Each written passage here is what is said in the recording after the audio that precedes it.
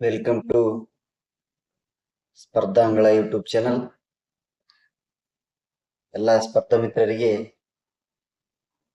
ಮಹಾಶಿವರಾತ್ರಿಯ ಶುಭಾಶಯಗಳನ್ನು ಕೋರ್ತಾ, ಮುಂದಿನ ವರ್ಷ ಶಿವರಾತ್ರಿ ಬರೋದ್ರೊಳಗೆ ಎಲ್ಲರೂ ನಿಮ್ಮ ನಿಮ್ಮ ಕನಸುಗಳು, ನಿಮ್ಮ ನಿಮ್ಮ ಆಸೆಗಳು ಈಡೇರ್ಲಿ ಅಂತ ಆ ಶಿವನಲ್ಲಿ ಪ್ರಾರ್ಥಿಸುತ್ತಾ, ಏನೇನು ಕನಸು ಕಟ್ಕೊಂಡ್ ಬಂದಿದ್ದೀರಿ, ಅದಕ್ಕೆ ತಕ್ಕಂತ ಪರಿಶ್ರಮವನ್ನು ಪಡ್ತಾ ಇದ್ದೀರಿ, ಆ ಪರಿಶ್ರಮಕ್ಕೆ ತಕ್ಕ ಫಲ ಆ ಶಿವ ನಿಮಗೆ ನೀಡ್ಲಿ ಅಂತ ಆಶಿಸ್ತಾ, ನಾವು SSCGDಗೆ ಸಂಬಂಧಪಟ್ಟಂತಹ ಪ್ರೀವಿಯಸ್ ಕ್ವಶನ್ ಪೇಪರ್ ಅಲ್ಲಿ ಯಾವ ರೀತಿಯಾಗಿ ಕ್ವಶನ್ಸ್ ಗಳನ್ನ ಕೇಳ್ತಾ ಇದ್ರು ಅಂತಕ್ಕಂಥದ್ದನ್ನ ವಿಡಿಯೋ ಮಾಡ್ತಿದ್ವಿ. ಅದರಲ್ಲಿ 2 ಕ್ಲಾಸಸ್ಗಳು ಬಂದಿದ್ದಾವೆ, ಪಾರ್ಟ್ 1 ಪಾರ್ಟ್ 2 ಅಂತ. ತುಂಬಾ ರೆಸ್ಪಾನ್ಸ್ ಮಾಡಿದ್ರಿ, ಎಲ್ಲರಿಗೂ ಧನ್ಯವಾದ. ಹಾಗಾದ್ರೆ ಇವತ್ತಿನ ತರಗತಿಯಪ್ಪ ಅಂತಂದ್ರೆ ಅದೇ ಪ್ರೀವಿಯಸ್ ಕ್ವಶನ್ ಪೇಪರ್ ಅಲ್ಲಿ ಮುಂದುವರೆದಿರ್ತಕ್ಕಂಥ ಭಾಗ ಪಾರ್ಟ್ 3 ಅನ್ನು ಇವತ್ತು ನಾವು ನೋಡೋಣ. ಮತ್ತೆ ಯಾವ ರೀತಿಯಾಗಿ ಕ್ವಶನ್ಸ್ ಗಳನ್ನ ಕೇಳಿದ್ದಾರೆ, ಅಲ್ಲಿ ಕೇಳಿರ್ತಕ್ಕಂಥ 20 ಕ್ವಶನ್ಸ್ ಗಳಲ್ಲಿ ಕೇವಲ ಒಂದು 10 ರಿಂದ 9 ಟಾಪಿಕ್ ಗಳನ್ನ ನೋಡಿದ್ವಿ. ಹಾಗಾದ್ರೆ ಇನ್ನೂ ಹೆಚ್ಚು ಇಂಪಾರ್ಟೆಂಟ್ ಆಗಿರ್ತಕ್ಕಂಥ ಟಾಪಿಕ್ ಗಳ ಜೊತೆಗೆ ಹೆಚ್ಚು ರಿಪೀಟೆಡ್ ಆಗಿರ್ತಕ್ಕಂಥ ಮತ್ತು ಟಾಪ್ ಇಂಪಾರ್ಟೆಂಟ್ ಆಗಿರ್ತಕ್ಕಂಥ ಕ್ವಶನ್ ಗಳನ್ನ ತೆಗೆದುಕೊಂಡು ಬಂದಿದ್ದೀನಿ. ಹಾಗಾದ್ರೆ ಇವತ್ತಿನ ತರಗತಿಯನ್ನ ಪ್ರಾರಂಭ ಮಾಡೋಣ. ಅದಕ್ಕಿಂತ ಮುಂಚೆ ಯಾರೆಲ್ಲ ನಮ್ಮ ಸ್ಪರ್ಧಾಂಗಳ ಯೂಟ್ಯೂಬ್ ಚಾನಲ್ಗೆ ಇನ್ನು ಸಬ್ಸ್ಕ್ರೈಬ್ ಆಗಿಲ್ಲ, ದಯವಿಟ್ಟು ಸಬ್ಸ್ಕ್ರೈಬ್ ಮಾಡ್ಕೊಳ್ರಿ. ನಿಮ್ಮ ಫ್ರೆಂಡ್ಸಿಗೂ ಕ್ಲಾಸನ್ನ ಶೇರ್ ಮಾಡ್ರಿ, ಹಾಗೆ ಕ್ಲಾಸಸ್ ಇಷ್ಟ ಆದ್ರೆ ಲೈಕ್ ಮಾಡ್ರಿ ಅಂತ ಹೇಳ್ತಾ ತರಗತಿಯನ್ನ ಪ್ರಾರಂಭ ಮಾಡೋಣ. ಹಾಗಾದ್ರೆ ಮೊದಲನೇ ಪ್ರಶ್ನೆ ಈ ತರ ಇದೆ ನೋಡ್ರಿ. निम्नलिखित विकल्पों में से किस वाक्य में संख्यावाचक विशेषण का उचित प्रयोग नहीं किया गया है ಅಂತಕ್ಕಂಥದ್ದನ್ನು ಕೇಳಿದ್ದಾರೆ. ಇಲ್ಲಿ ಕೇಳಿರ್ತಕ್ಕಂಥದ್ದು ಯಾವ ಪ್ರಶ್ನೆ ಒಳಗೆ ಯಾವ 4 ಪ್ರಶ್ನೆಗಳ ವಾಕ್ಯದಲ್ಲಿ ಯಾವುದು ಸಂಖ್ಯಾವಾಚಕ ವಿಶೇಷಣಕ್ಕೆ ಪ್ರಯೋಗ, ಇಲ್ಲಿ ಯಾವ ವಾಕ್ಯಗಳಲ್ಲಿ ಸಂಖ್ಯಾವಾಚಕ ವಿಶೇಷಣವನ್ನು ಪ್ರಯೋಗ ಮಾಡಿಲ್ಲ ಅಂತಕ್ಕಂಥದ್ದನ್ನು ಅವ್ರು ಕೇಳಿದ್ದಾರೆ.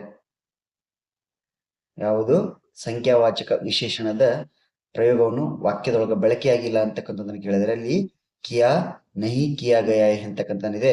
ಹಾಗಾದ್ರೆ ಯಾವ ಸಂಖ್ಯೆ ಒಳಗ ಯಾವ ವಾಕ್ಯದೊಳಗ ಸಂಖ್ಯಾವಾಚಕವನ್ನ ಬಳಸಿಲ್ಲ ಅಂತಕ್ಕಂಥದ್ದನ್ನು ನಾವು ಕಂಡುಹಿಡಬೇಕಾಗತ್ತೆ. ಹಾಗಾದ್ರೆ ಯಾವುದ್ರೊಳಗೆ ಸಂಖ್ಯಾವಾಚಕವನ್ನ ಬಳಸಿಲ್ಲ ಅಂತಂದು ಗೊತ್ತಾಗ್ಬೇಕಂತಂದ್ರೆ ಮೊದಲನೇದಾಗಿ ನಮಗೆ ಯಾವುದರೊಳಗೆ ಸಂಖ್ಯಾವಾಚಕವನ್ನ ಬಳಸಿದ್ದಾರೆ ಅಂತಕ್ಕಂಥ ಗೊತ್ತಿರ್ಬೇಕಾಗತ್ತೆ. ಹಾಗಾದ್ರೆ ನಾನು ವಿಶೇಷಣ ಅಂತಕ್ಕಂಥ ಒಂದು ಟಾಪಿಕ್ ಅನ್ನ ಹೇಳುವಾಗ ಅದರಲ್ಲಿ ಸಂಖ್ಯಾವಾಚಕ ವಿಶೇಷಣ ಅಂತ ಬರುತ್ತೆ. ಅದರೊಳಗೆ ಸಂಖ್ಯಾವಾಚಕ ವಿಶೇಷಣದೊಳಗೆ ಮತ್ತೆ 2 ಪ್ರಕಾರ ಬರ್ತದೆ. ಒಂದು ನಿಶ್ಚಿತ ಸಂಖ್ಯಾವಾಚಕ, ಇನ್ನೊಂದು ಅನಿಶ್ಚಿತ ಸಂಖ್ಯಾವಾಚಕ ಅಂತಕ್ಕಂಥದ್ದು 2 ಬರುತ್ತೆ. ಒಂದು ನಿಶ್ಚಿತ ಸಂಖ್ಯಾವಾಚಕ, ಇನ್ನೊಂದು ಅನಿಶ್ಚಿತ ಸಂಖ್ಯಾವಾಚಕ ಅಂತಕ್ಕಂಥ 2 ಪ್ರಕಾರಗಳು ಬರ್ತಾವ. ಒಂದು ನಿಶ್ಚಿತ ಸಂಖ್ಯಾವಾಚಕ ಅಂದ್ರೆ ಜೋ ನಿಶ್ಚಿತ ಸಂಖ್ಯಾ का बोध कराता है उसे ನಿಶ್ಚಿತ ಸಂಖ್ಯಾವಾಚಕ कहते ಅಂತ ಹೇಳ್ತೀವಿ. ಅಂದ್ರ ನಾವು ಯಾವ ರೀತಿಯಾಗಿ ನಿಶ್ಚಿತವಾದ ಸಂಕೇತಗಳನ್ನ, ನಿಶ್ಚಿತವಾದಂತಹ ಸಂಖ್ಯೆಗಳನ್ನ ನಾವು ಬಳಸುವುದರಿಂದ ಅದರೊಳಗ ಎಷ್ಟು ಪ್ರಕಾರಗಳ ಸಂಖ್ಯೆಗಳು ಅದಾವು, ಅಂದ್ರೆ ಯಾವ ರೀತಿಯಾಗಿ ಸಂಖ್ಯೆಗಳನ್ನ ಬಳಸ್ತೀವಿ ಅಂತಕ್ಕಂಥದ್ದನ್ನ ಅಲ್ಲಿ ಹೇಳುತ್ತೆ. ನಿಖರವಾದಂತಹ ಕನ್ಫರ್ಮ್ ಆಗಿ ಸಂಖ್ಯೆಗಳನ್ನ ಬಳಸಿದ್ರೆ ಅದು ನಿಶ್ಚಿತ ಸಂಖ್ಯಾವಾಚಕ ವಿಶೇಷಣ. ಅನಿಶ್ಚಿತ ಸಂಖ್ಯಾವಾಚಕ ವಿಶೇಷಣ ಅಂದ್ರೆ ಅಂದಾಜಾಗಿ ಕುಚ್, ಕಹಿ, ಅಧಿಕ್, ಥೋಡಾ, ಜ್ಯಾದಾ, ಬಹುತ್, ಜರಾಸ ಅಂತಕ್ಕಂಥ ಸಂಖ್ಯೆಗಳನ್ನು ಬಳಸ್ತೀವಲ್ಲ ಅದು ಅನಿಶ್ಚಿತ ಸಂಖ್ಯಾವಾಚಕ ವಿಶೇಷಣಕ್ಕೆ ಉದಾಹರಣೆಯಾಗತ್ತೆ. ಹಾಗಾದ್ರೆ ಇಲ್ಲಿ ಸಂಖ್ಯಾವಾಚಕ ಒಳಗ 2 ಪ್ರಕಾರ ಬಂದು, ಒಂದು ನಿಶ್ಚಿತ ಸಂಖ್ಯಾವಾಚಕ, ಇನ್ನೊಂದು ಅನಿಶ್ಚಿತ ಸಂಖ್ಯಾವಾಚಕ ಅಂತ ಹೇಳಿ. ಒಂದು ನಿಶ್ಚಿತ ಸಂಖ್ಯಾವಾಚಕ ಒಳಗ ನಿಖರವಾದಂತಹ ಕನ್ಫರ್ಮ್ ಆಗಿ ಸಂಖ್ಯೆಗಳ ಹೆಸರನ್ನು ಬಳಸ್ತೀವಿ. 1 2 3 4 5 6 7 8 10 11 100 200 300 ಅಂತಕ್ಕಂಥ ಸಂಖ್ಯೆಗಳನ್ನು ಬಳಸ್ತೀವಿ. 1000 1200 ಅಂತಕ್ಕಂಥದ್ದು ಸಂಖ್ಯೆಗಳ ಹೆಸರನ್ನು ಬಳಸ್ತೀವಿ. ಅದು ನಿಶ್ಚಿತ ಸಂಖ್ಯಾವಾಚಕ ಒಳಗ. ಅನಿಶ್ಚಿತ ಸಂಖ್ಯಾವಾಚಕದೊಳಗೆ ಯಾವ ರೀತಿಯಾಗಿ ಬಳಸ್ತೀವಪ್ಪ ಅಂತಂದ್ರೆ ಥೋಡಾ, ಜ್ಯಾದಾ, ಬಹುತ್, ಕಮ್, ಅಧಿಕ್, ಜರಾಸ, ಥೋಡಾಸ ಅಂತಕ್ಕಂಥ ಸಂಖ್ಯೆಗಳನ್ನು ನಾವು ಬಳಸ್ತೀವಿ. ಅದು ಅನಿಶ್ಚಿತ ಸಂಖ್ಯಾವಾಚಕಗಳು. ಹಾಗಾದ್ರೆ ಇಲ್ಲಿ ಕೇಳಿರ್ತಕ್ಕಂಥ ಪ್ರಶ್ನೆ ಏನಪ್ಪಾ ಅಂತಂದ್ರೆ ಕೇಳಿರ್ತಕ್ಕಂಥ ಪ್ರಶ್ನೆ ಸಂಖ್ಯಾವಾಚಕ ವಿಶೇಷಣಕ ಉಚಿತ ಪ್ರಯೋಗ ನಹಿ ಕಿಯಾ ಗಯಾ ಹೈ ಅಂತಕ್ಕಂಥದ್ದನ್ನು ಕೇಳಿದರು. ಯಾವ ವಾಕ್ಯದೊಳಗೆ ಸಂಖ್ಯಾವಾಚಕ ಸಂಖ್ಯೆದ ವಿಶೇಷಣದ ಬಳಕೆಗಳು ಆಗಿಲ್ಲ ಅಂತಕ್ಕಂಥದ್ದನ್ನು. ಹಾಗಾದ್ರೆ ನೋಡ್ರಿ, ಹಾಗಾದ್ರೆ ವಾಕ್ಯಗಳನ್ನು ನೋಡೋಣ ಯಾವ ರೀತಿಯಾಗಿ ಕೊಟ್ಟಿರ್ತಾರೆ ನೋಡ್ರಿ. ಆಪ್ಷನ್ ಹೇಗಿದೆ, ದುರ್ಘಟನಾ ಮೇ ಪಹಲ್ವಾನ್ ಕೋ ಅಧಿಕ್ ಘಾವ್ ಹೋ ಗಯಾ ಹೇ ಅಂತಕ್ಕಂಥದ್ದು. ಹಾಗಾದ್ರೆ ನಿಮ್ಗೆ ಹೇಳಿದೆ ನಾನು, ನಿಶ್ಚಿತ ಮತ್ತು ಅನಿಶ್ಚಿತ ಸಂಖ್ಯಾವಾಚಕಗಳು ಬಳಸುವಾಗ ಅನಿಶ್ಚಿತ ಸಂಖ್ಯಾವಾಚಕಗಳೊಳಗ ಅಧಿಕ್, ಕುಚ್, ಜಾದಾ, ಕಮ್, ಬಹುತ್ ಅಂತಕ್ಕಂಥ ಸಂಖ್ಯೆಗಳನ್ನು ಬಳಸ್ತೀವಿ. ಹಾಗಾದ್ರೆ ಇಲ್ಲಿ ಅಧಿಕ್ ಅಂತಕ್ಕಂಥ ಸಂಖ್ಯೆಯನ್ನು ಬಳಸಿದ್ದಾರೆ. ಅಧಿಕ್ ಅಂತಕ್ಕಂಥ ಸಂಖ್ಯೆಯನ್ನು ಬಳಸಿದ್ದಾರೆ. ಹಾಗಾಗಿ ಇದು ನಿಶ್ಚಿತ ಸಂಖ್ಯಾವಾಚಕ ವಿಶೇಷಣಕ್ಕೆ ಉದಾಹರಣೆ ಆಗತ್ತೆ. ಹೌದಾ? ಹಾಗಾಗಿ ಇದಕ್ಕೆ ಸರಿಯಾದಂತ ಉತ್ತರವಲ್ಲ. ಹಾಗಾದ್ರೆ ಮುಂದಿನ ಪ್ರಶ್ನೆ ಆಗಿದೆ ನೋಡ್ರಿ. ಹಮಾರಿ ಬಗಿಯಾ ಮೇ ಕುಚ್ ಅಧಿಕ್ ವೃಕ್ಷ ಹೋ ಗಯೇ ಹೇ ಅಂತಕ್ಕಂಥದ್ದು, ನಮ್ಮ ತೋಟದಲ್ಲಿ ಅಲ್ಪ ಸ್ವಲ್ಪ ಗಿಡಗಳು ಬೆಳೆದಿದ್ದಾವೆ ಅಂತಕ್ಕಂಥದ್ದು. ಹಾಗಾದ್ರೆ ಇಲ್ಲಿ ಕುಚ್ ಅಂತಕ್ಕಂಥದ್ದು, ಅಧಿಕ್ ಅಂತಕ್ಕಂಥದ್ದು ಅನಿಶ್ಚಿತ ಸಂಖ್ಯಾವಾಚಕಕ್ಕೆ ಉದಾಹರಣೆ ಆಗತ್ತೆ. ಹಾಗಾಗಿ ಈ ಆಪ್ಷನ್ ಕೂಡ ಆನ್ಸರ್ ಆಗಲ್ಲ. ಹಾಗಾದ್ರೆ ಆಪ್ಷನ್ 3 ಈ ತರ ಇದೆ ನೋಡ್ರಿ. ಮಹಾತ್ಮ ಗಾಂಧಿನೇ ಬಹುತ್ ಥೋಡಾ ಕಪಡೆ ಪಹನ್ತೆ ಥೇ ಅಂತಕ್ಕಂಥದ್ದನ್ನ ಕೇಳಿದರೆ ಇಲ್ಲಿ ಕೂಡ ಬಹುತ್ ಮತ್ತು ಥೋಡೆ ಅಂತಕ್ಕಂಥದ್ದು ಅನಿಶ್ಚಿತ ಸಂಖ್ಯಾವಾಚಕಕ್ಕೆ ಉದಾಹರಣೆ ಆಗತ್ತೆ. ಹಾಗಾಗಿ ಇದು ಕೂಡ ಪ್ರಶ್ನೆಗೆ ಉತ್ತರವಾಗಲ್ಲ. ಹಾಗಾದ್ರೆ ಉಳಿದಿರ್ತಕ್ಕಂಥ ಆಪ್ಷನ್ ಒಂದೇ ಯಾವುದು? ಆಪ್ಷನ್ ಡಿ, ನನ್ಯಾಕೆ ಕಾಲೆ ಬಾಲಹೆ ಅಂತಕ್ಕಂಥದ್ದು. ನವ್ಯಾಕೆ ಕಾಲೆ ಬಾಲಹೆ ಅಂತಕ್ಕಂಥದ್ದು, ನವ್ಯಾಳ ಕಪ್ಪು ಕೂದಲುಗಳಿವೆ ಅಂತಕ್ಕಂಥದ್ದು. ಇಲ್ಲಿ ಯಾವುದೇ ರೀತಿಯಾದಂತಹ ಸಂಖ್ಯೆಗಳ ಹೆಸರನ್ನು ಇಲ್ಲಿ ಬಳಸಿಲ್ಲ. ಸಂಖ್ಯೆಗಳನ್ನ ನಿಶ್ಚಿತ ಸಂಖ್ಯೆ ಆಗಲಿ ಅಥವಾ ಅನಿಶ್ಚಿತ ಸಂಖ್ಯೆಗಳಾಗಿ ಇಲ್ಲಿ ಬಳಸಿಲ್ಲ. ಹಾಗಾಗಿ ಇದಕ್ಕೆ ಸರಿಯಾದಂತ ಉತ್ತರ ಆಪ್ಷನ್ ಡಿ ರೈಟ್ ಆಗತ್ತೆ.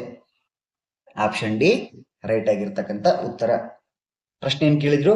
ನಿಮ್ನಲಿಖಿತ ವಿಕಲ್ಪೋ ಮೇ ಸೆ ಕಿಸ್ ವಾಕ್ಯ ಮೇ ಸಂಖ್ಯಾವಾಚಕ ವಿಶೇಷಣ ಕಾ ಉಚಿತ ಪ್ರಯೋಗ ನಹಿ ಕಿಯಾ ಗಯಾ ಹೇ ಅಂತಕ್ಕಂಥದ್ದನ್ನ ಅವ್ರು ಹೇಳಿದ್ರು. ಅಂದ್ರೆ ಯಾವ ವಾಕ್ಯದೊಳಗೆ ಅನಿಶ್ಚಿತ ಸಂಖ್ಯಾವಾಚಕದ ವಿಶೇಷಣದೊಳಗ ಬಳಕೆ ಆಗಿಲ್ಲ ಅಂತಕ್ಕಂಥದ್ದನ್ನ ಕೇಳಿದ್ರು. ಹಾಗಾದ್ರೆ ಆಪ್ಷನ್ ಎ ಒಳಗೆ ಅಧಿಕ್ ಅಂತಕ್ಕಂಥ ಪದ ಇದೆ, ಇದು ಅನಿಶ್ಚಿತ ಸಂಖ್ಯಾವಾಚಕ ಉದಾಹರಣೆ ಆಗತ್ತೆ. ಹಾಗಾಗಿ ಇದು ಆಪ್ಷನ್ ಬರಲ್ಲ. ಆಪ್ಷನ್ ಬಿ ಒಳಗೆ ಕುಚ್ ಅಧಿಕ್ ಅಂತಕ್ಕಂಥದ್ದನ್ನು ಬಳಸಿದ್ದಾರೆ, ಇಲ್ಲಿ ಕೂಡ ಅನಿಶ್ಚಿತ ಸಂಖ್ಯಾವಾಚಕಗಳನ್ನು ಬಳಸಿದ್ದಾರೆ.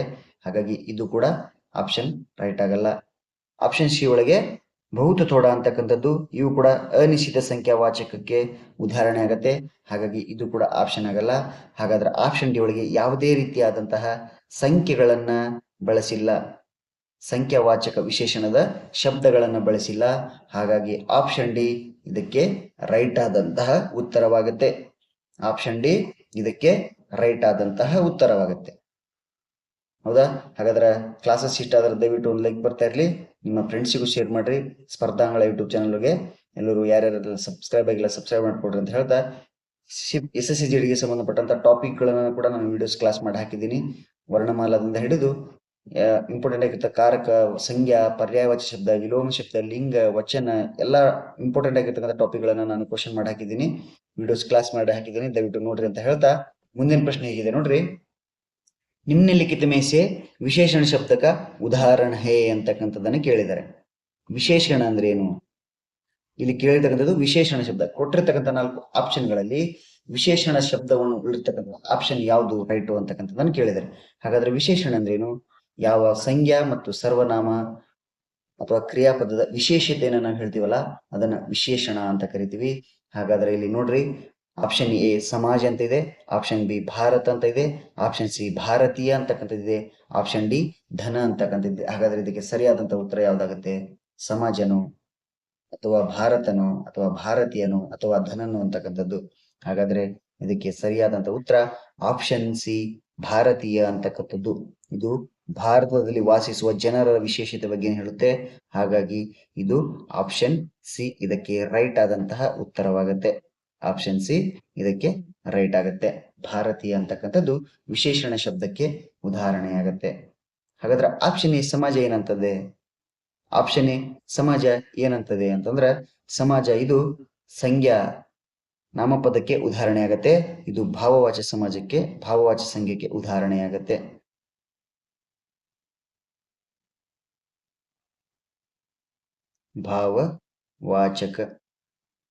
ಭಾವವಾಚಕ ಸಂಖ್ಯೆಗೆ ಉದಾಹರಣೆಯಾಗತ್ತೆ. ಹಾಗಾದ್ರೆ ಆಪ್ಷನ್ ಬಿ ಭಾರತ ಅಂತಕ್ಕಂಥದ್ದು ಅದು ವ್ಯಕ್ತಿವಾಚಕ ಸಂಖ್ಯೆಗೆ ಉದಾಹರಣೆಯಾಗತ್ತೆ. ವ್ಯಕ್ತಿವಾಚಕ ಸಂಖ್ಯೆಗೆ ಉದಾಹರಣೆಯಾಗತ್ತೆ. ಹೌದಾ? ಹಾಗಾದ್ರೆ ಆಪ್ಷನ್ ಸಿ ಭಾರತೀಯ ಅಂತಕ್ಕಂಥದ್ದು ವಿಶೇಷಣ ಪದ, ಆಪ್ಷನ್ ಡಿ ಧನ ಅಂತಕ್ಕಂಥದ್ದಿದೆ. ಹಾಗಾಗಿ ಧನ ಅಂತಕ್ಕಂಥದ್ದು ದ್ರವ್ಯವಾಚಕ ಸಂಖ್ಯೆಗೆ ಉದಾಹರಣೆಯಾಗತ್ತೆ.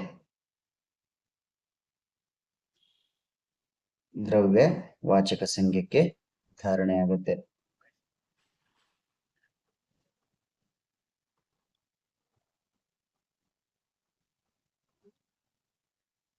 ದ್ರವ್ಯವಾಚಕ ಸಂಖ್ಯೆಗೆ ಉದಾಹರಣೆ ಆಗುತ್ತೆ. ಹಾಗಾದ್ರೆ ಪ್ರಶ್ನೆ 2ಕ್ಕೆ ಉತ್ತರ ರೈಟ್ ಯಾವ್ದಪ್ಪ ಅಂತಂದ್ರ ಆಪ್ಷನ್ ಸಿ ಇದಕ್ಕೆ ಸರಿಯಾದಂತಹ ಉತ್ತರವಾಗುತ್ತೆ. ಹಾಗಾದ್ರೆ ಆಪ್ಷನ್ ಸಿ ನೋಡ್ರಿ.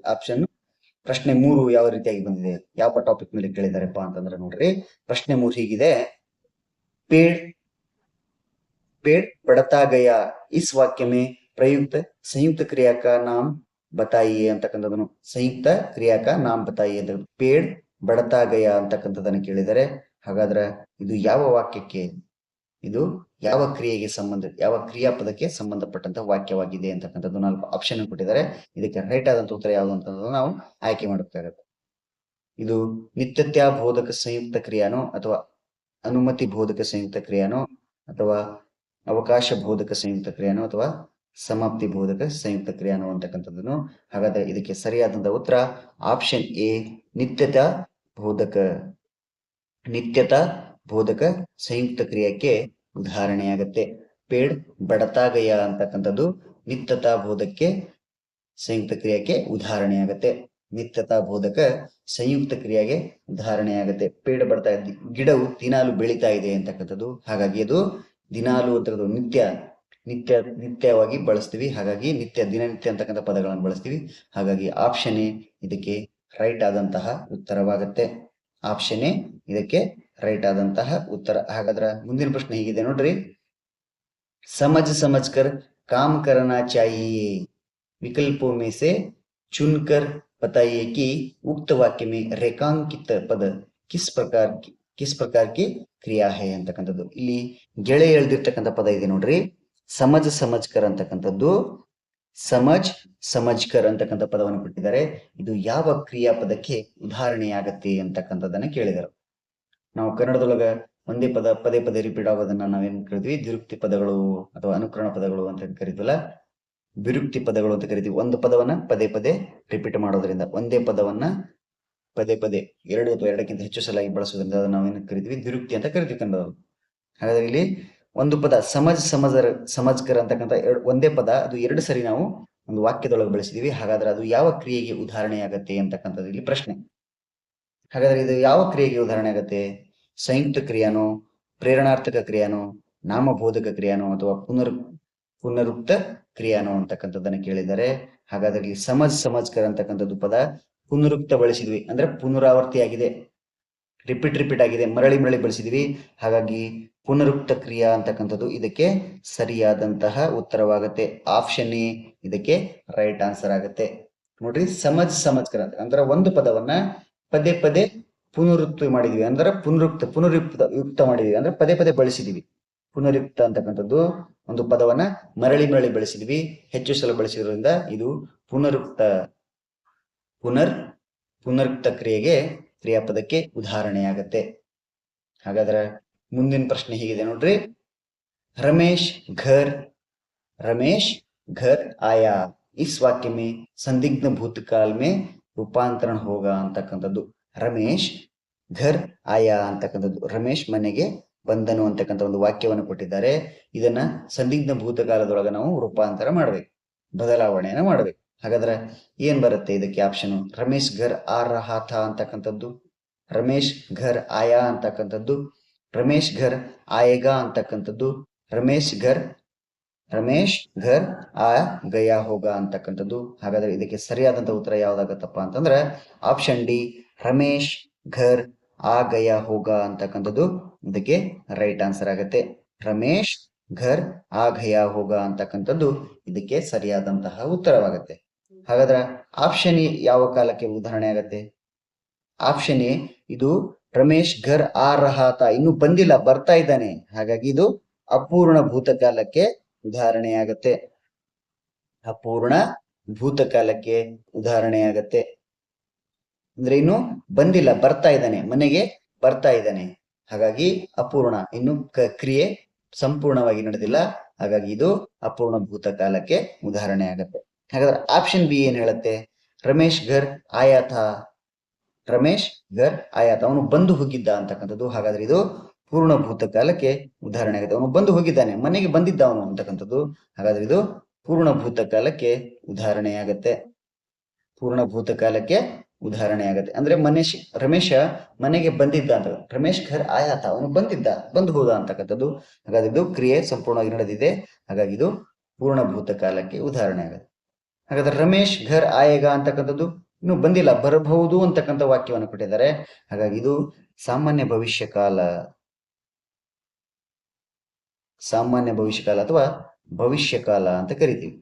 ಭವಿಷ್ಯಕಾಲಕ್ಕೆ ಇದು ಉದಾಹರಣೆಯಾಗತ್ತೆ.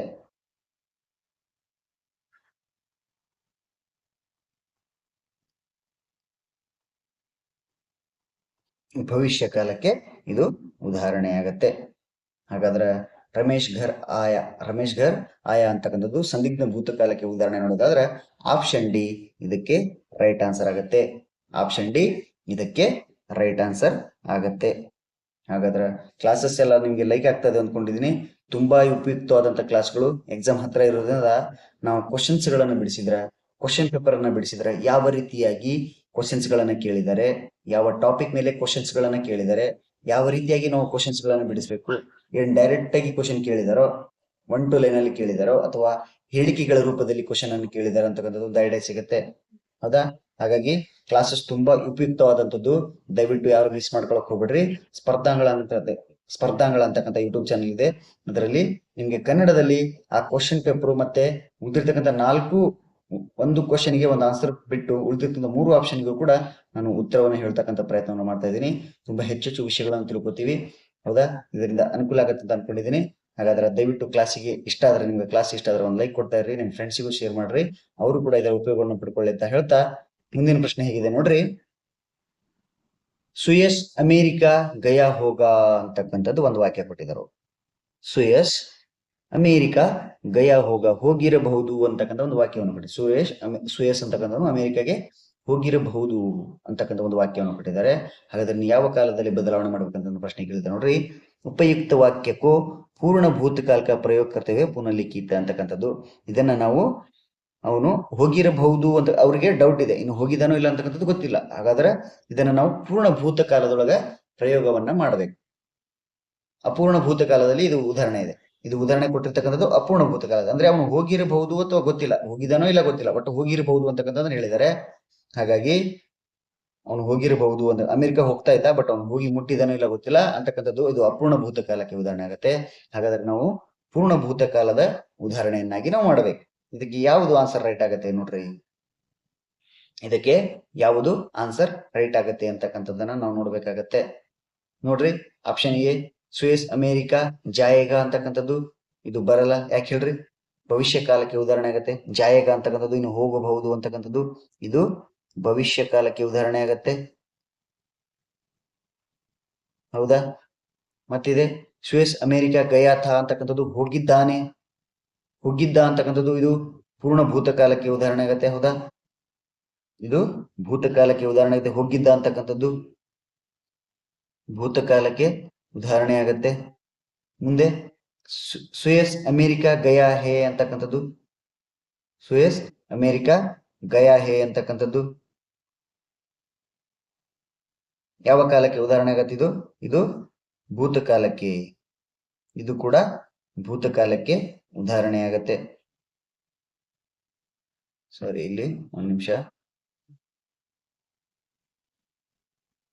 ಆಪ್ಷನ್ ಬಿ ಏನಾಗುತ್ತೆ ಅಂತಂದ್ರೆ ಇದಕ್ಕೆ ಸರಿಯಾದಂತಹ ಉತ್ತರವಾಗುತ್ತೆ. ಅಮೇರಿಕಾ ಗಯಾಥ ಅಂತಕ್ಕಂಥದ್ದು ಇದು ಪೂರ್ಣ ಭೂತಕಾಲಕ್ಕೆ ಉದಾಹರಣೆ. ಹೌದಾ? ಇದು ಪೂರ್ಣ ಭೂತಕಾಲಕ್ಕೆ ಉದಾಹರಣೆ ಆಗತ್ತೆ. ಹಾಗಾಗಿ ಇದು ರೈಟ್ ಆನ್ಸರ್ ಆಗುತ್ತೆ. ಆಪ್ಷನ್ ಬಿ ಇದಕ್ಕೆ ಸರಿಯಾದಂತಹ ಉತ್ತರವಾಗುತ್ತೆ. ಆಪ್ಷನ್ ಬಿ ಇದಕ್ಕೆ ಸರಿ, ಅಂದ್ರೆ ಹೋಗಿದ್ದಾನೆ ಅಂತಕ್ಕಂಥದ್ದು ಪೂರ್ಣ ಭೂತಕಾಲದ ಬದಲಾವಣೆ ಇರೋದು. ಹೌದಾ? ಹಾಗಾಗಿ ಇದಕ್ಕೆ ಸರಿಯಾದಂತಹ ಉತ್ತರ ಆಪ್ಷನ್ ಬಿ ರೈಟ್ ಆಗುತ್ತೆ. ಹಾಗಾದ್ರೆ ಆಪ್ಷನ್ ಎ ಸುಯಸ್ ಅಮೇರಿಕಾ ಜಾಯೇಗ ಅಂತಕ್ಕಂಥದ್ದು ಭವಿಷ್ಯ ಕಾಲ. ಹಾಗಾದ್ರೆ ಆಪ್ಷನ್ ಸಿ ಏನಿದೆ ನೋಡ್ರಿ, ಸುಯಸ್ ಅಮೇರಿಕಾ ಗಯಾ ಹೇ ಅಂತಕ್ಕಂಥದ್ದು, ಸುಯಸ್ ಅಮೇರಿಕಾ ಗಯಾ ಹೇ ಅಂತಕ್ಕಂಥದ್ದು ಅದು ಕೂಡ ಭೂತಕಾಲಕ್ಕೆ, ಇದು ಕೂಡ ಜಸ್ಟ್ ಸಾಮಾನ್ಯ ಭೂತಕಾಲಕ್ಕೆ ಉದಾಹರಣೆ ಆಗುತ್ತೆ. ಸಾಮಾನ್ಯ ಭೂತಕಾಲಕ್ಕೆ ಉದಾಹರಣೆ ಆಗುತ್ತೆ. ಹಾಗಾದ್ರೆ ಆಪ್ಷನ್ ಡಿ ಏನಿದೆ ನೋಡ್ರಿ, ಸುಯಸ್ ಅಮೇರಿಕಾ ಜಾ ರಹಾತ ಅಂತಕ್ಕಂಥದ್ದು ವರ್ತಮಾನ ಕಾಲಕ್ಕೆ ಅದು ಉದಾಹರಣೆ ಆಗುತ್ತೆ. ಅಪೂರ್ಣ ಭೂತಕಾಲಕ್ಕೆ ಉದಾಹರಣೆ ಆಗುತ್ತೆ. ಪೂರ್ಣ ಭೂತಕಾಲಕ್ಕೆ ಧಾರಣೆ ಆಗುತ್ತೆ. ಪೂರ್ಣ ಭೂತಕಾಲಕ್ಕೆ ಉದಾಹರಣೆ ಆಗುತ್ತೆ. ಹಾಗಾದ್ರೆ ಇಲ್ಲಿ ವಾಕ್ಯ ಏನ್ ಕೇಳಿದ್ರಪ್ಪ ಅಂತಂದ್ರೆ ಅವರು ಸ್ವೇಸ್ ಅಮೆರಿಕ ಗಯಾ ಹೋಗ ಅಂತಕ್ಕಂಥದ್ದು ಇದನ್ನ ಪೂರ್ಣ ಭೂತಕಾಲದೊಳಗ ಬದಲಾವಣೆ ಮಾಡ್ರಿ ಅಂತ ಹೇಳಿ ಕೊಟ್ಟಿದ್ರು. ಹಾಗಾದ್ರೆ ಇಲ್ಲಿ ಆಪ್ಷನ್ ಬಿ ಸ್ವೇಸ್ ಅಮೆರಿಕ ಗಯಾಥ ಅಂತಕ್ಕಂಥದ್ದು ಪೂರ್ಣ ಭೂತಕಾಲಕ್ಕೆ ಉದಾಹರಣೆ ಆಗೋದ್ರಿಂದ ಆಪ್ಷನ್ ಬಿ ಇದಕ್ಕೆ ಸರಿಯಾದಂತಹ ಉತ್ತರವಾಗುತ್ತೆ. ಆಪ್ಷನ್ ಬಿ ಇದಕ್ಕೆ ಸರಿಯಾದಂತಹ ಉತ್ತರವಾಗುತ್ತೆ. ಹಾಗಾದ್ರೆ ಮುಂದಿನ ಪ್ರಶ್ನೆ ಹೇಗಿದೆ ನೋಡ್ರಿ. निम्नलिखित प्रश्न में दिए गए विकल्पों में से उस विकल्प का चयन करें जो दिए गए मुहावरे का अर्थ सर्वश्रेष्ठ रूप से व्यक्त करता है ಅಂತಕ್ಕಂಥದ್ದನ್ನು ಇಲ್ಲಿ ಪ್ರಶ್ನೆ ಉದ್ದವಾಗಿ ಕೇಳಿರಬಹುದು. ಆದ್ರೆ ಇಲ್ಲಿ ಕೇಳಿರ್ತಕ್ಕಂಥ ಪ್ರಶ್ನೆ ಯಾವುದು ವಿಷಯದ ಮೇಲೆ ಬಂದ್ರೆ ಮುಹಾವರೆ. ಹಾಗಾದ್ರೆ ಮುಹಾವರೆ ಏನು? ಧಾಕಾ ಜಮಾನ ಅಂತಕ್ಕಂಥದ್ದು ಇದೆ. ಧಾಕ್ ಜಮಾನ ಅಂತಕ್ಕಂಥದ್ದು ಭಯ ಹುಟ್ಟಿಸುವುದು. ಧಾಕ್ ಜಮಾನ ಅಂತಕ್ಕಂಥದ್ದು ಇದೆ. ಇದರ ಅರ್ಥ ಏನ್ ಬರುತ್ತೆ? ಪ್ರಭಾವ ಜಮಾನ, ರೋಕರ್ ದಿಕಾನ, ದಿಕಾವಾ ಕರ್ನ, ನಿಡರ್ ಹೋನ ಅಂತಕ್ಕಂಥದ್ದು. ಹಾಗಾದ್ರೆ ಧಾಕ್ ಜಮಾನ ಅಂತಕ್ಕಂಥದ್ದು ಭಯ ಹುಟ್ಟಿಸುವುದು, ಹವಾ ಮೇಂಟೈನ್ ಮಾಡೋದು ಅಂತಾರ ನೋಡ್ರಿ.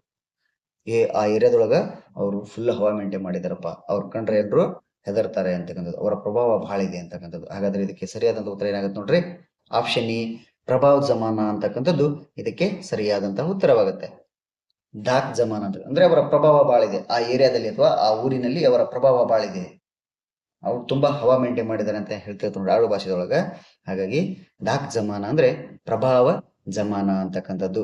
ಅವರ ಹವಾ ಪ್ರಭಾವ ಅಲ್ಲಿ ಇದೆ ಅಂತಕ್ಕಂಥದ್ದು, ಆ ಏರಿಯಾದಲ್ಲಿ ಅಥವಾ ಆ ಊರಿನಲ್ಲಿ ಆ ರಾಜ್ಯದಲ್ಲಿ ಅವರ ಹವಾ ತುಂಬಾ ಇದೆ, ಅವರ ಪ್ರಭಾವ ತುಂಬಾ ಇದೆ ಅಂತಕ್ಕಂಥದ್ದು ವಾಕ್ಯವನ್ನು ಕೊಡುತ್ತೆ. ಹಾಗಾದ್ರೆ ಧಾಕ್ ಜಮಾನ ಅವರಿಗೆ ಅರ್ಥ ಪ್ರಭಾವ ಜಮಾನ ಅಂತಕ್ಕಂಥದ್ದು. ಪ್ರಭಾವ ಜಮಾನ ಅಂತ. ಹಾಗಾದ್ರೆ ರೋಕರ್ ದಿಕಾನ ಅಂತ ಒಂದು ಮುಹಾವರೆ ಕೊಟ್ಟಿದ್ದಾರೆ. ಇದರ ಅರ್ಥ ಏನಾಗುತ್ತೆ? ರೋಕರ್ ದಿಕಾನ ಅಂದ್ರೆ ವಿಲಾಪಕರಣ, ಕಷ್ಟಗಳನ್ನ ಹೇಳಿಕೊಳ್ಳುವುದು. ವಿಲಾಪಕರಣ ಅಂತಕ್ಕಂಥದ್ದು ಇದಕ್ಕೆ ಸರಿಯಾದಂತಹ ಮುಹಾವರೆಗೆ ಅರ್ಥವನ್ನ ಕೊಡುತ್ತೆ. ರೋಕರ್ ದಿಕಾನ ಅಂದ್ರೆ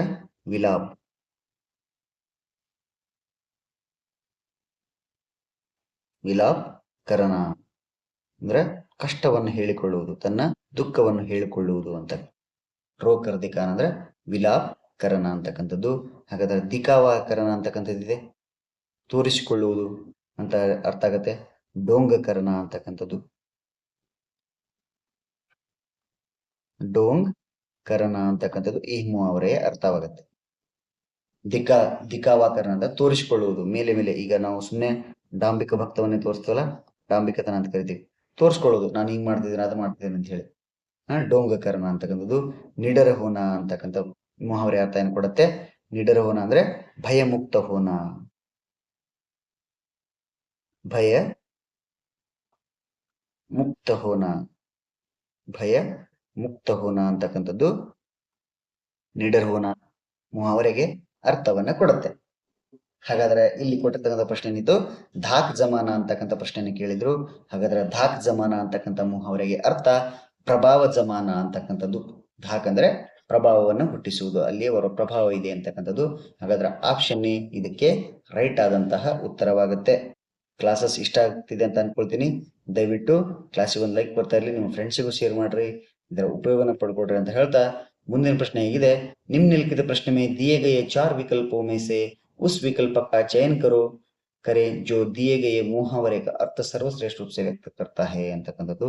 ಇಲ್ಲಿ ಕೂಡ ಮುಹಾವರೆಗೆ ಸಂಬಂಧಪಟ್ಟಂತ ಪ್ರಶ್ನೆ ಇದೆ, ಹೌದಾ? ಹಾಗಾದ್ರೆ ಏನು ಮುಹಾವರೆ? ಅಡ್ಡ ಜಮಾನ ಅಂತಕ್ಕಂಥದ್ದಿದೆ. ಅಡ್ಡ ಜಮಾನ ಅಂತಕ್ಕಂಥದ್ದಿದೆ. ಅಡ್ಡ ಜಮಾನ ಅಂದ್ರೆ ಈ ಮುಹಾವರೆ ಅರ್ಥ ಏನು? ಅಡ್ಡ ಜಮಾನ ಆಪ್ಷನ್ ಇದೆ. ಸ್ಥಾಯಿ ರೂಪ್ ಸೆ ರಹನೆ ಲಗನ ಅಂತಕ್ಕಂಥದ್ದು, ಬಹುತ್ ಫಾಯ್ದಾ ಹೋನ ಅಂತಕ್ಕಂಥದ್ದು, ಉಪಹಾಸ ಕರ್ಣ ಅಂತಕ್ಕಂಥದ್ದು, ವಿರೋಧ ಕರ್ಣ ಅಂತಕ್ಕಂಥದ್ದು ಇದೆ. ಹಾಗಾದ್ರೆ ಇದಕ್ಕೆ ಸರಿಯಾದಂತ ಉತ್ತರ ಏನಾಗುತ್ತೆ ನೋಡ್ರಿ. ಸರಿಯಾದಂತ ಉತ್ತರ ಏನಾಗುತ್ತೆ? ಆಪ್ಷನ್ ಎ ಅಡ್ಡ ಜಮಾನ ಅಂತಕ್ಕಂಥದ್ದು. ಆಪ್ಷನ್ ಎ ಸ್ಥಾಯಿ ರೂಪ್ ಸೆ ರಹನೆ ಲಗನ ಅಂತಕ್ಕಂಥದ್ದು. ಸ್ಥಾಯಿ ರೂಪ್ ಸೆ ರಹನೆ ಲಗನ ಅಂತಕ್ಕಂಥದ್ದು ಆಪ್ಷನ್ ಎ ಇದಕ್ಕೆ ಸರಿಯಾದಂತಹ ಉತ್ತರವಾಗುತ್ತೆ, ಹೌದಾ? ಹಾಗಾದ್ರೆ ಮುಂದಿನ ಪ್ರಶ್ನೆ ಇದೆ ನೋಡ್ರಿ. ಮುಂದಿನ ಆಪ್ಷನ್ ಏನ್ ಕೊಟ್ಟಿದ್ದಾರೆ? ಬಹುತ್ ಫಾಯ್ದಾ ಹೋನ ಅಂತಕ್ಕಂಥದ್ದು. ತುಂಬಾ ಫಾಯ್ದಾ ಅಂದ್ರೆ ಏನು? ಲಾಭ ಅಂತಕ್ಕಂಥ ಅರ್ಥ. ಹಾಗಾದ್ರೆ ಬಹುತ್ ಫಾಯ್ದಾ ಹೋನ ಅಂತಕ್ಕಂಥ ಮುಹಾವರೆ ಅರ್ಥ ಏನ್ ಕೊಡತ್ತಪ್ಪ ಅಂತಂದ್ರೆ ಲಾಭ ಪ್ರಾಪ್ತಕರಣ ಅಂತಕ್ಕಂಥದ್ದು. ಲಾಭ ಪ್ರಾಪ್ತಕರಣ,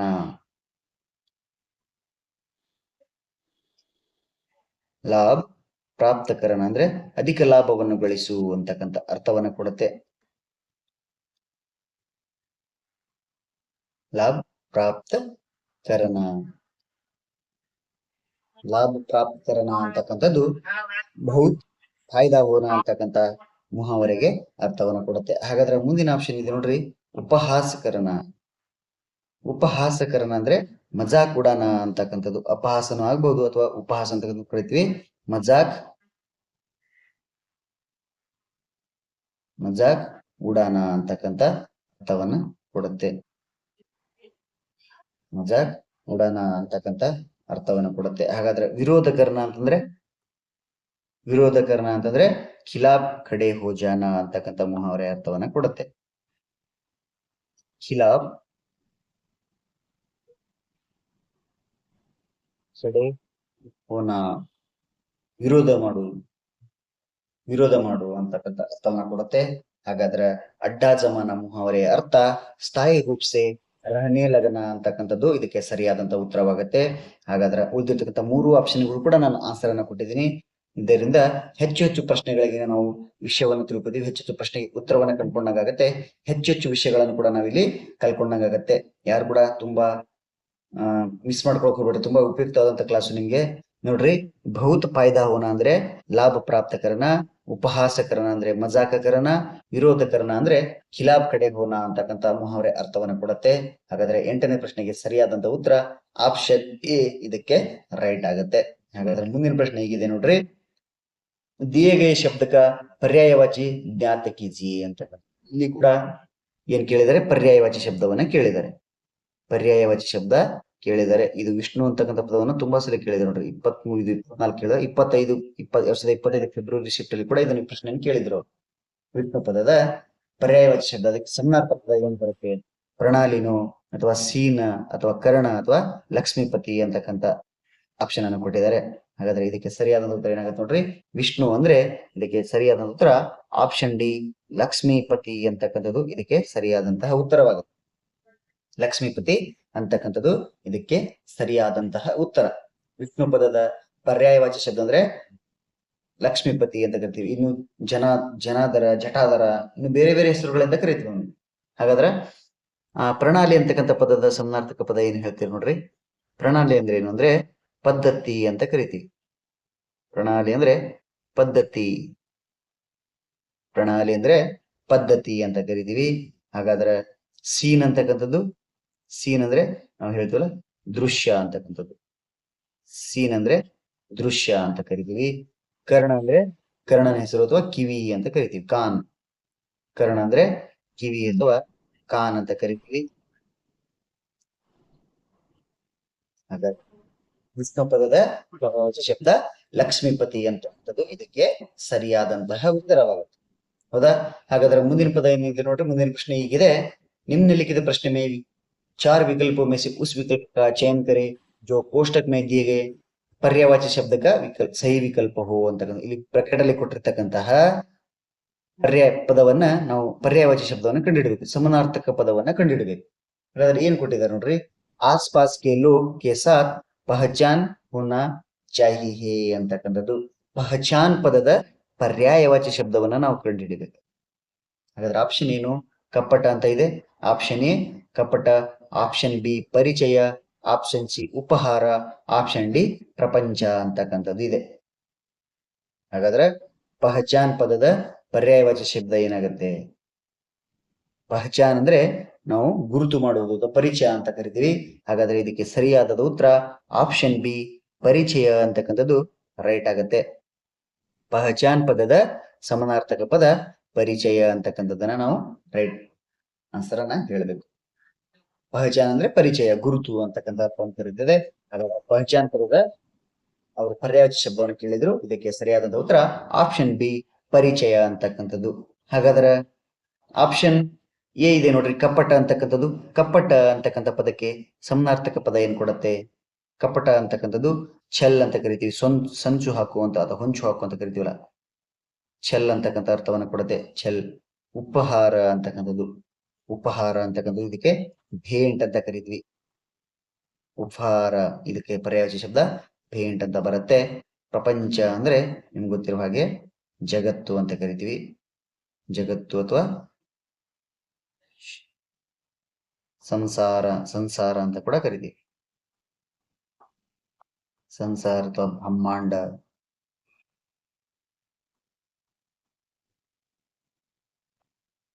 ಸಂಸಾರ ಅಥವಾ ಬ್ರಹ್ಮಾಂಡ, ಈ ರೀತಿಯಾಗಿ ಜಗತ್ತ ಅಂತ ಕರಿತೀವಿ. ಜಗತ್ತ ಅಂತ ಕರಿತೀವಿ. ಈ ರೀತಿಯಾಗಿ ಪ್ರಪಂಚ ಪದಕ್ಕೆ ಪರ್ಯಾಯವಾಚಿ ಶಬ್ದಗಳು. ಹಾಗಾದ್ರೆ ಇಲ್ಲಿ ಏನ್ ಕೊಟ್ಟಿದ್ರು, ಪಹಚಾನ್ ಪದದ ಪರ್ಯಾಯವಾಚಿ ಶಬ್ದ ಯಾವುದು ಅಂತಕ್ಕಂಥದ್ದನ್ನು ಕೇಳಿದ್ರು. ಇದಕ್ಕೆ ಸರಿಯಾದ ಉತ್ತರ ಆಪ್ಷನ್ ಬಿ ರೈಟ್ ಆಗತ್ತೆ. ಆಪ್ಷನ್ ಬಿ ಇದಕ್ಕೆ ರೈಟ್ ಆಗತ್ತೆ. ಹಾಗಾದ್ರೆ ಮುಂದಿನ ಪ್ರಶ್ನೆ ನೋಡ್ರಿ. ಸೊ ಇವತ್ತು ನಾನು 10 ಪ್ರಶ್ನೆಗಳನ್ನ ತೆಗೆದುಕೊಂಡು ಬಂದಿದ್ದೀನಿ. ತುಂಬಾ ಇಂಪಾರ್ಟೆಂಟ್ ಆಗಿರ್ತಕ್ಕಂಥ ಪ್ರಶ್ನೆಗಳು, ಹೆಚ್ಚು ರಿಪೀಟೆಡ್ ಆಗಿರ್ತಕ್ಕಂಥ ಪ್ರಶ್ನೆಗಳು, ತುಂಬಾ ಉಪಯುಕ್ತವಾದಂತಹ ಕ್ಲಾಸು. ದಯವಿಟ್ಟು ಯಾರು ಮಿಸ್ ಮಾಡ್ಕೊಳಕ್ ಹೋಗ್ಬಿಡ್ರಿ. ಕ್ಲಾಸ್ ಅನ್ನ ನೋಡ್ರಿ, ನಿಮ್ಮ ಫ್ರೆಂಡ್ಸ್ಗೂ ಕೂಡ ಶೇರ್ ಮಾಡ್ರಿ ಅಂತ ಹೇಳ್ತಾ, ನಿಮ್ಗೆ ಕ್ಲಾಸಸ್ ಇಷ್ಟ ಆದ್ರೆ ಒಂದು ಲೈಕ್ ಬರ್ತಾ ಇರ್ಲಿ. ಹಾಗೆ ಯಾರೆಲ್ಲ ನಮ್ಮ ಇನ್ನು ಸ್ಪರ್ಧಾಂಗಳ ಯೂಟ್ಯೂಬ್ ಚಾನಲ್ಗೆ ಸಬ್ಸ್ಕ್ರೈಬ್ ಆಗಿಲ್ಲ, ದಯವಿಟ್ಟು ಸಬ್ಸ್ಕ್ರೈಬ್ ಮಾಡ್ಕೊಳ್ರಿ. ನಿಮ್ಮ ಫ್ರೆಂಡ್ಸ್ಗೂ ಕ್ಲಾಸ್ ಬಗ್ಗೆ ಹೇಳ್ರಿ. ತುಂಬಾ ಉಪಯುಕ್ತವಾದಂತಹ ಕ್ಲಾಸ್ಗಳು, ಪ್ರೀವಿಯಸ್ ಕ್ವಶನ್ ಪೇಪರ್ ಅನ್ನು ಬಿಡಿಸ್ತಾ ಇದ್ದೀನಿ. ಜೊತೆಗೆ ಹೆಚ್ಚು ಹೆಚ್ಚು ಇಂಪಾರ್ಟೆಂಟ್ ಆಗಿರ್ತಕ್ಕಂಥ ಪ್ರಶ್ನೆಗಳನ್ನ ಯಾವ ರೀತಿಯಾಗಿ ಕೇಳಿದ್ದಾರೆ ಅಂತಕ್ಕಂಥದ್ದನ್ನು, ಮತ್ತೆ ಉಳಿದಿರ್ತಕ್ಕಂಥ 3 ಆಪ್ಷನ್ಗಳಿಗೆ ಆನ್ಸರ್ ಅನ್ನ ಹೇಳ್ತಾ ಇದ್ದೀನಿ. ಕೇವಲ ಒಂದು ಪ್ರಶ್ನೆಗೆ ಒಂದು ಉತ್ತರವನ್ನ ನೋಡೋದು ನಾವು ಹೋಗ್ತಾ ಇಲ್ಲ.